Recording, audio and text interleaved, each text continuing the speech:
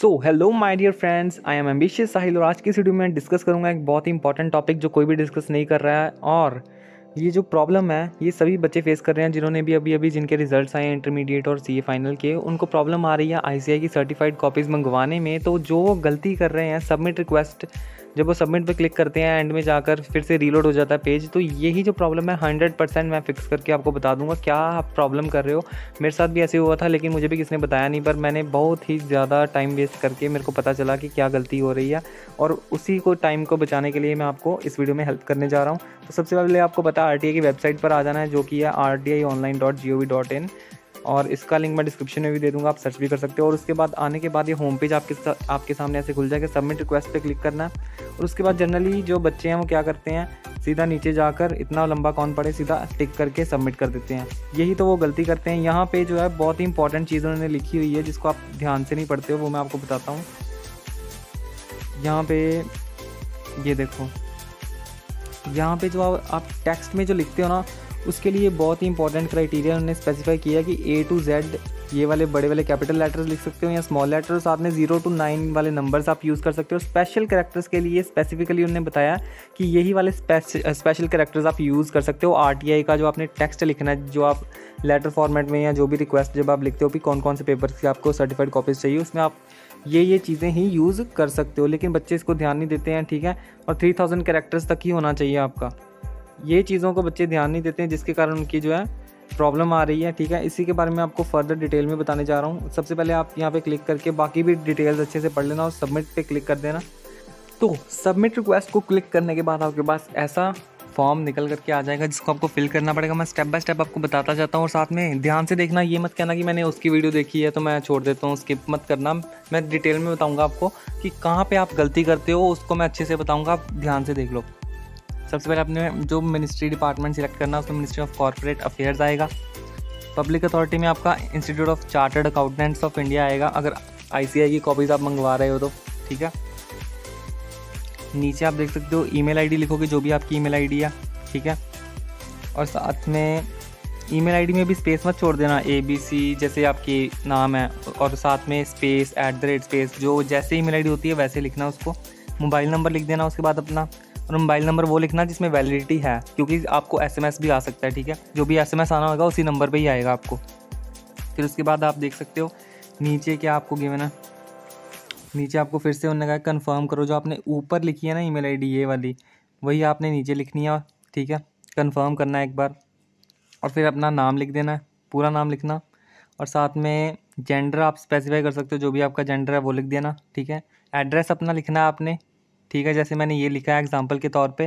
और pin code जो आपके एरिया का है वो भी आप लिख सकते हो, यहाँ पे लिख सकते हैं, लिखना ही वैसे, ठीक है, उसको भी लिख देना। उसके बाद कंट्री उन्होंने पूछी है तो इंडिया है तो इंडिया कर देना, वैसे तो इंडिया के ही बच्चे कर रहे होंगे, ठीक है। और उसके बाद स्टेट आपने जो है वो सिलेक्ट कर लेनी है यहाँ से। फिर नीचे आप देख सकते हो, नीचे एक मिनट, नीचे आपको स्टेट के नीचे क्या गिवन है, स्टेटस आपने सिलेक्ट करना है, रूरल एरिया है या फिर अर्बन एरिया उसको सिलेक्ट कर लेना, ठीक है। एंड एजुकेशनल स्टेटस भी आपने सिलेक्ट करना है, इलिटरेट या फिर लिटरेट। ऑब्वियसली बच्चे जो है आईसीआई की कॉपीज़ मंगवा रहे हैं लिटरेट ही होंगे, पढ़े लिखे ही होंगे, तो वो मैंने यहाँ पे लिटरेट सिलेक्ट कर लिया, ठीक है। और लिटरेट के अंदर सब क्लासीफाई किया है, आपने 12th स्टैंडर्ड पास किया है नहीं किया है उसको आप सिलेक्ट कर लेना एज द केस में भी, ठीक है। नीचे आपसे एक बार फिर से फ़ोन नंबर मांगा गया है, फ़ोन नंबर वही देना जो आपका नंबर चलता है, ठीक है।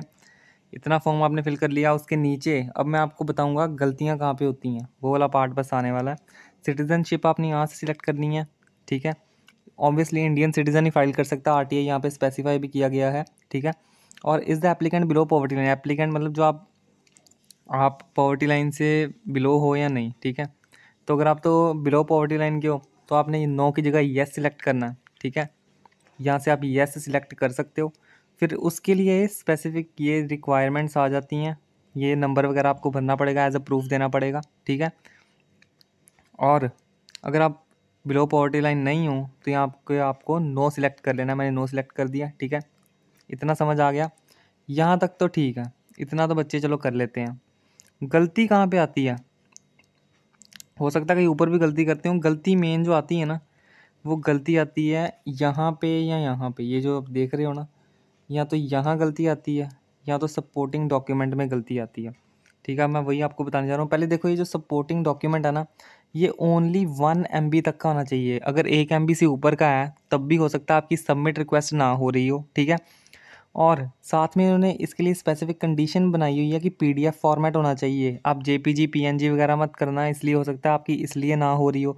PDF फॉर्मेट 1 MB से कम का होना चाहिए, ठीक है। और उसका नाम भी जो है उसके लिए भी कंडीशन है, उसके नाम में ब्लैंक स्पेस नहीं होनी चाहिए। फॉर एग्जांपल अगर मैं आपको दिखाऊं, जो मैंने यहाँ पे लिखा हुआ है, यहाँ पे जो मैंने PDF अटैच किया उसमें क्या लिखा है, एडमिट कार्ड 1.PDF, इसमें कहीं भी स्पेस डाली मैंने नहीं डाली। और ये 12 नंबर्स से कम है, 12 अल्फ़ाबेट्स या 12 नंबर से कम है, ठीक है। तो ये जो लिखा है ना, ये जो नाम है PDF का, इसको आपको 12 नंबर्स से कम रखना है। और इसमें आप ABC लिख सकते हो, यहाँ तो मतलब A to Z अल्फ़ाबेट्स लिख सकते हो, या फिर आप डिजिट्स लिख सकते हो 1 to 9, 0 to 9, ठीक है। और इसमें कोई स्पेशल कैरेक्टर्स मत यूज़ कर लेना, क्योंकि यहाँ पे उन्होंने मेंशन नहीं किया कि आप उसको यूज़ कर सकते हो या नहीं। तो मैंने जैसे लिखा, आप भी अकेला एडमिट कार्ड लिख लेना, जैसे स्पेस मत हो उसमें, स्पेस ना हो, ठीक है। नेक्स्ट, सबसे बड़ी गलती जो मैंने की थी और मुझे समझ नहीं आ रही थी भी हुआ क्या है, सबमिट क्यों नहीं हो रहा है, ठीक है। वो गलती थी यहाँ पर, ये जो टेक्स्ट मैंने यहाँ पे लिखा है ना, ये आपको टेक्स्ट कहाँ पे मिल जाएगा, सबसे पहले मैं बता दूँ, ये टेक्स्ट जो है ये बिल्कुल सही है। इसको आप यूज़ करोगे आपको दिक्कत आने ही नहीं वाली है। ये आपको कहाँ मिलेगा, मेरे टेलीग्राम चैनल में मिल जाएगा, जिसका नाम है एम्बिशियस साहिल, ठीक है। सर्च कर सकते हो, अगर नहीं तो मैं आपको लिंक दूंगा, डिस्क्रिप्शन में भी दे दूंगा, और साथ में पिंड कमेंट में भी लिंक आपको दे दूंगा। यहाँ पे मैं आपकी हेल्प के रिलेटेड जो भी चीज़ें होती हैं यहाँ पे अपलोड कर देता हूँ। इसको आप यहाँ से सीधा कॉपी कर लेना मेरे टेलीग्राम चैनल से, और उसको पेस्ट करके जो भी रिक्वायर्ड डिटेल्स है ना उसको आप फिल कर लेना, आपको कोई दिक्कत ही नहीं आएगी। पर मैं बताता हूँ दिक्कत आ कहाँ से रही है, ठीक है।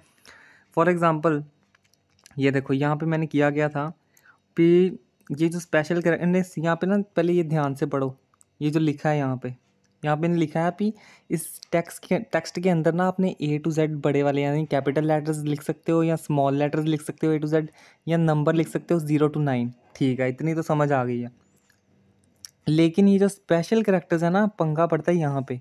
स्पेशल कैरेक्टर्स ना मैंने दूसरे यूज़ कर लिए जो कि इन्होंने अलाउ ही नहीं किए थे, ठीक है। जैसे ये कॉमा, फुल स्टॉप, ये सारे कैरेक्टर्स आप यूज़ कर सकते हो। मैंने क्या किया था, हो सकता है आपके केस में भी वही हो, ध्यान से देख लेना।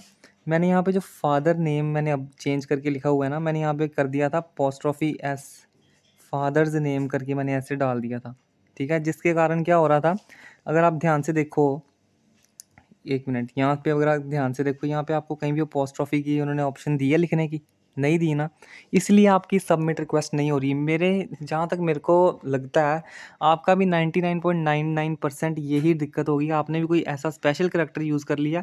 मैंने बहुत बार इसको रीड किया पर मुझे तब भी ये मिल ही नहीं रहा था, मैंने ये गलती की है। बहुत देर बाद मुझे पता चला कि मैंने ये अपोस्ट्रोफी एस डाला है, इसलिए मेरा नहीं हो रहा। मैं आपको करके दिखाता हूँ, मैंने सब कुछ सही फिल किया, बस मैंने यहाँ पे ना अपोस्ट्रोफी एस जान के लिख दिया गलत। और मैं अब मेक पेमेंट करूँगा तो देखना, जो आपका होता है ना रीलोड वाला, वही चीज़ यहाँ पे होगी। ये देखो मैंने मेक पेमेंट कर दिया क्लिक, ये देखो फॉर्म जो है रीलोड होके आ गया। और बच्चे यही कह रहे थे कमेंट्स में भी कि यहाँ पे मिनिस्ट्री ऑफ कॉर्पोरेट अफेयर्स लिखा था, लेकिन ICI नीचे लिखा हुआ उड़ जाता है, तो मैं उसको भी सही करता हूँ। ये देखो मिनिस्ट्री ऑफ कॉर्पोरेट अफेयर्स, नीचे institute of chartered accountants of India भी लिखा आ गया, बाकी डिटेल मैंने फिल की हुई है सही। और यहाँ पे जो मैंने गलती की थी, ठीक है, फादर्स नेम, ठीक है, ये देखो यहाँ पे, अब मैं इसको सही कर देता हूँ। ये मैंने अपोस्ट्रोफी हटा दिया। आप भी चेक करना, आपका भी स्पेशल कैरेक्टर वाला ही जो है दिक्कत हो सकती है। और साथ में चूज़ फाइल, फाइल फिर से मैं वही चूज़ करके दिखा देता हूँ। फाइल नेम तो मैंने वैसे सही लिखा हुआ है,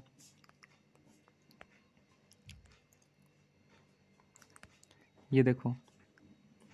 अब मैंने यहाँ पे अपोस्ट्रोफी एस भी हटा दिया और साथ में एडमिट कार्ड भी अटैच कर दिया, जिसका मैंने प्रॉपर क्राइटेरिया फॉलो किया है, 12 नंबर से कम है, और साथ में ब्लैंक स्पेस भी नहीं है, सब कुछ सही है। अब यहाँ पे अब इसको सिक्योरिटी कोड को फिल करते हैं। क्या है सिक्योरिटी कोड, 980, ठीक है। ये सिक्योरिटी कोड मैंने फिल कर दिया और अब सबमिट करूँगा ना, ये देखो अब मैंने सबमिट किया तो ये देखो अब सीधा सीधा आपके पास क्या आ गया, पेमेंट फॉर्म। यही जो आपका खुल नहीं रहा था वही अब खुलना शुरू हो गया है। जो दिक्कत थी मैंने आपको बता दी है कहाँ पे आप दिक्कत कर रहे हो, ठीक है। उसके बाद अब करना क्या, आपको कुछ नहीं करना, 10 रुपये आपको पे करने हैं, ठीक है। कैसे, इसको आप सिलेक्ट करोगे, करके दिखाता हूँ।